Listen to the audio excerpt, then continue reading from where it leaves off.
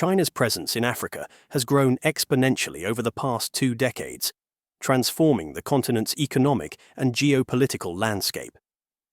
From massive infrastructure projects to resource extraction and trade agreements, China's investments in Africa have sparked both optimism and criticism. Proponents argue that these investments offer African nations a chance to develop and modernize their economies, while critics raise concerns about debt dependency and neo-colonialism. Regardless of these arguments, what we need to understand is just how big has China really become for Africa? How much are they investing in the country? What is the trade like? And the impacts to many African nations. Let's first start with the Foreign Direct Investment (FDI) data from China to Africa. This is the most important indicator to tell us just how big China's financial presence in Africa has become. Many news articles out there have already discussed this in length. But just how big is it when we look at it from a time frame? Well, here's a graph with data that we collected from the Statistical Bulletin of China's Outward Foreign Direct Investments from 2003 to 2023. As you can see, investments into Africa were rather small from 2003 to 2006, yet it rose massively from 2007. It was that year that truly kick-started big annual investments into Africa. What most news often mention about these Chinese investments into Africa, however, is that while Chinese investments continued to flow into Africa, less and less investments flowed from the United States. Let's add the foreign direct investments of the US into the continent. As you can see, in the early years, especially from 2009 to 2014, investments had outpaced that of China by large margins.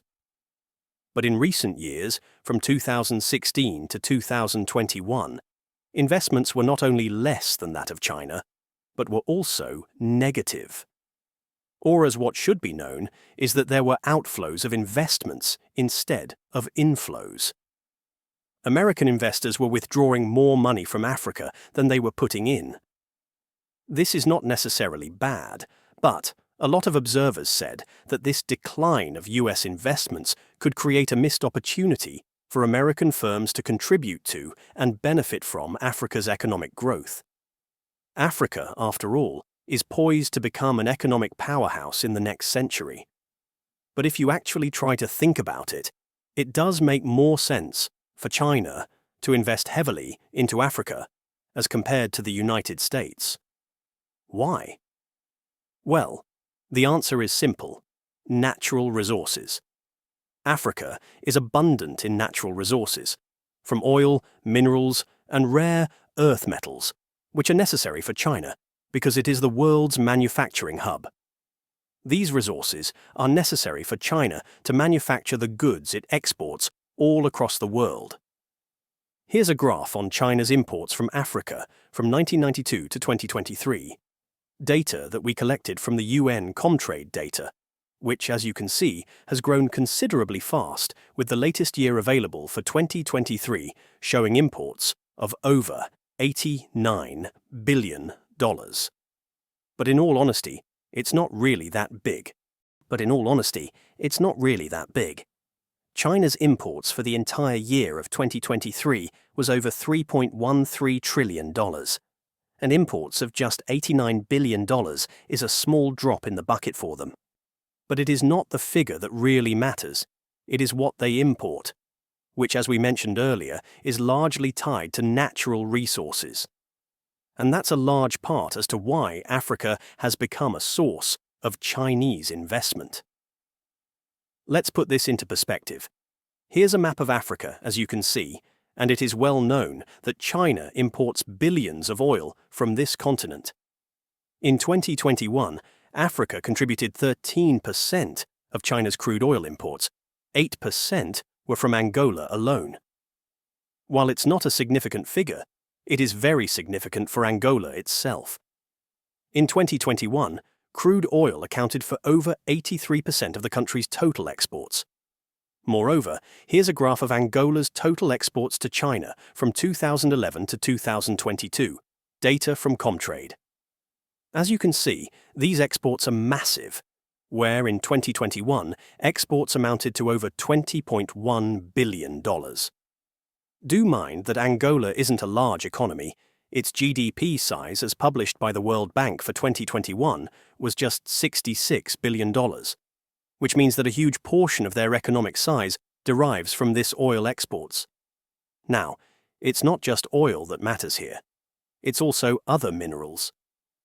In the Democratic Republic of Congo, DRC, the country is known to hold over 15% of global copper deposits and over 50% of cobalt reserves. These minerals are known to be critical for modern technologies, particularly in the production of electric vehicles, EVs, batteries, and renewable energy infrastructure. China has become the world's largest electric vehicle market.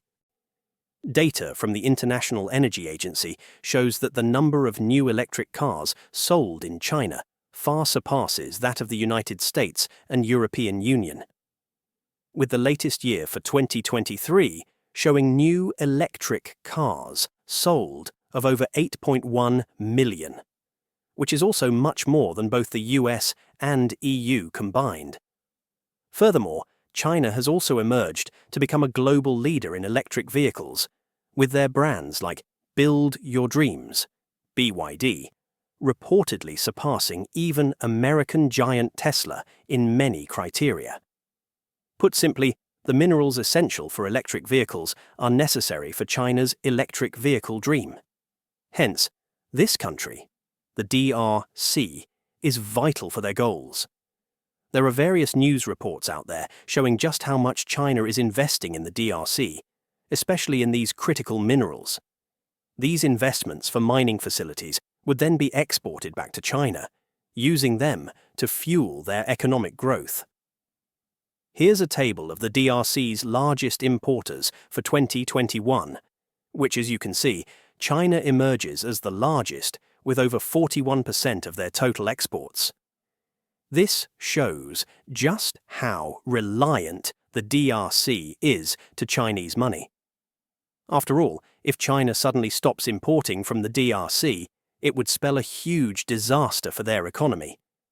These critical minerals, oil and so on, are the ones that fuels Chinese imports from Africa. But before we talk about the debt and infrastructure part of the story, which is important, let's first talk about the mining footprint of China. Just how big and how much is China investing in African mines? Well, in an overall point of view, here's a graph with data that we collected from RMG Consulting showing the corporate control over total African mine production in 2018, which, as you can see, shows that 6.7% of Africa's total mine production belongs to Chinese companies. But the first is surprisingly a British company, which may not really be a surprise to many of you. Nevertheless, Chinese companies, being the second largest, is already significant. But just how big are these mines?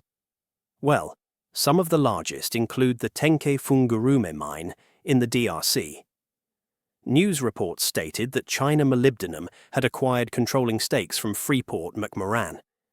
The mine is one of the largest producers of cobalt globally, accounting for a significant share of the world's supply. Then there's also the Siko mines, also in the DRC, which is a joint venture between Chinese companies, Sino Hydro and China Railway Group, and the Congolese government. The project was a $7 billion infrastructure for minerals deal. China invested in roads, hospitals, and energy projects in exchange for mining rights, which is a very interesting deal and showcases one of China's resource-driven investment strategies in Africa. There's also several mines in Namibia, one of which is the Husab uranium mine, an investment made by the China General Nuclear Power Group, and is known as one of the largest uranium mines in the world. Now, let's talk about the final part of Chinese investments into Africa: infrastructures. Infrastructures are arguably the most important part of China's involvement in Africa. Some of the largest investments include the Addis Ababa-Djibouti Railway and the Mombasa-Nairobi Standard Gauge Railway, which are flagship projects, collectively costing over $8 billion. There's also port investments, like the Dorale container terminal in Djibouti. These, and many more out there, are helping build Africa's economy. But to others, some believe that this is causing a debt trap to many African nations. Here's a graph on the total external debt owed by African countries, data that we collected from the International Debt Statistics database. As you can see, the red represents both the bilateral and private debt owed to China. Private debt amounts to over $22.8 billion in 2023, whereas bilateral debt amounts to $61.98 billion. The difference between private debt and bilateral debt is that private debt refers to loans provided by Chinese private banks, corporations, and other non-governmental financial institutions, while bilateral debt refers to loans issued directly by the Chinese government or its state-owned entities. Here's a graph with just Africa's total external debt to China, which, as you can really see, has grown very fast in just the past few years, and a lot of this is tied to those infrastructure projects that are helping build Africa. Hence, it has been part of the reason that led many people to believe this debt trap diplomacy. But of course, many of you might believe that this is necessary for Africa. Indeed it is, but a big part of the problem is the fact that it might have been too big. Here's another graph on Africa's government spending. What's surprising about this graph is that debt service has risen considerably in 2024, with over 13.6%, as compared back in 2016, where debt service was just 4.7% of government spending. Put simply, for every $10 that the government spends in Africa, $1.36 now go toward paying off debt, a significant increase from just $0.47 in 2016. Furthermore, you can also see that education expenditure has dropped. So, is it really benefiting Africa? Well, one last thing before we end the video is to show you again the imports from China to Africa.